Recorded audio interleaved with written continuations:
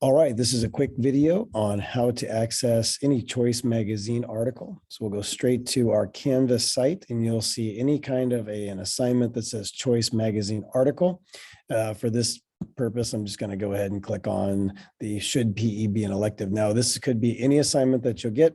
When it shows up, it may look a tiny bit different. This one's not published, but you'll notice for here, it'll say first read the article, then take the quiz. Should physical education be an elective? Before I click on that, I'm going to see the student code. I'm going to highlight health for life, where you can just remember that. I'm going to copy it. I'm going to click on there.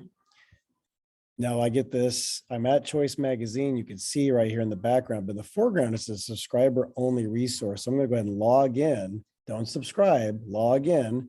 It'll ask you, are you a teacher or a student? Last time I checked, I'm a teacher, you're a student. So I click on I'm a student.